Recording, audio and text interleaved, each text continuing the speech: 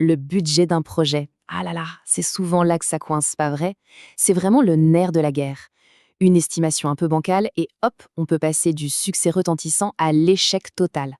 La vraie question, c'est comment on transforme ce qui ressemble parfois à un simple chiffre sur un tableur en une solide feuille de route vers la réussite. Eh bien, c'est justement ce qu'on va décortiquer ensemble. Franchement, cette question, c'est un peu le cauchemar de n'importe quel chef de projet.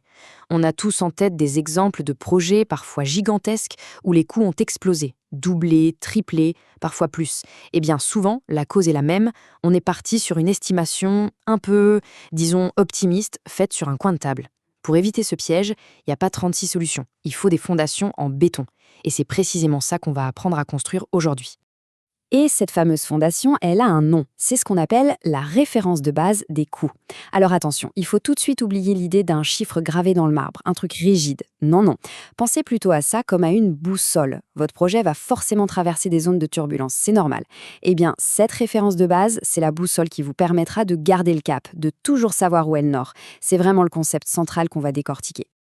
Allez, voilà notre plan de match. On va d'abord voir pourquoi cette référence est si vitale. Ensuite, on met les mains dans le cambouis. On consolide les coûts, on fait le tri entre CAPEX et OPEX, tout ça pour arriver au budget final, le fameux BAC. Et pour finir, on verra comment utiliser ce BAC pour vraiment piloter la performance du projet. C'est parti! Alors, première étape, le budget comme référence vitale. On pourrait croire que c'est juste une contrainte financière, une limite à ne pas dépasser. Mais en fait, c'est bien plus que ça. Faut vraiment changer de perspective. L'idée, c'est pas de se mettre des chaînes, mais plutôt de se donner un outil, un peu comme un thermomètre super précis pour prendre la température du projet en permanence. Et cette citation, elle tape en plein dans le mille. Manque de détails ou de réalisme. C'est exactement ça.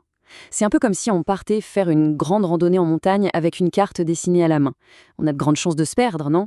Par exemple, un truc tout bête, on oublie de budgétiser les frais de déplacement d'une équipe. Ça peut paraître un détail, mais mettez ça bout à bout sur des mois et d'un coup, vous avez un vrai trou dans la caisse. Et là, le budget, qui devrait être votre meilleur ami, devient une source de stress monumentale. Donc, pour faire simple, la référence de base des coûts, c'est quoi? C'est le budget officiel, validé, celui sur lequel tout le monde s'est engagé. C'est le point zéro. Sans ça, chaque nouvelle dépense est une discussion sans fin.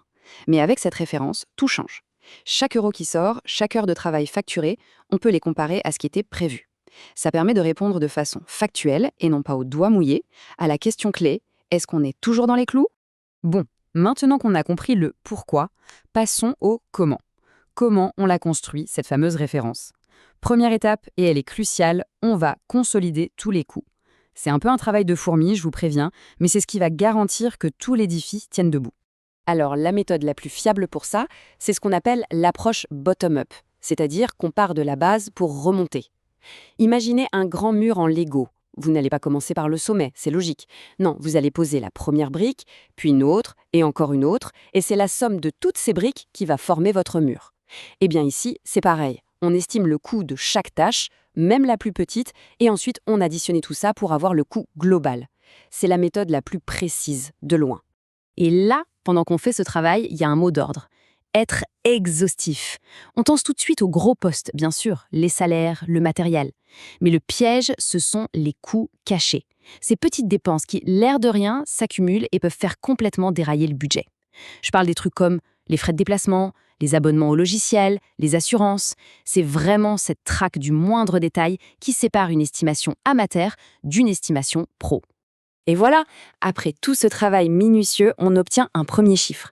Disons par exemple 4360 unités monétaires. Mais attention, ce n'est pas encore le budget final.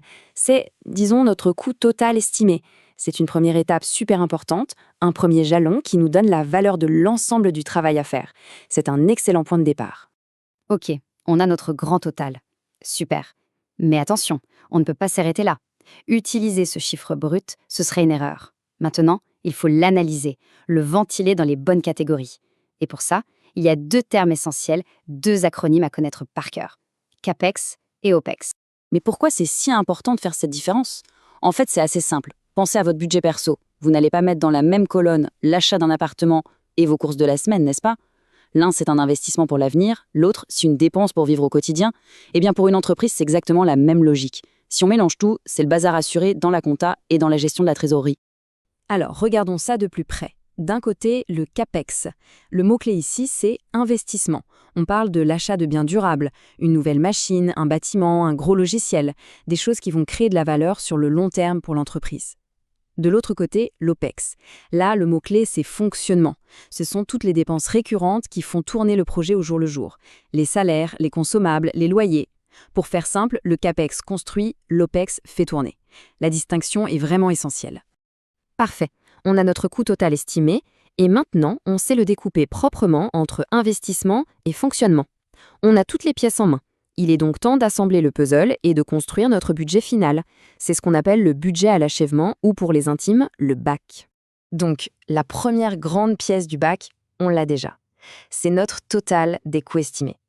C'est lui qui devient officiellement notre référence de base des coûts. C'est la fondation, le socle solide de notre budget.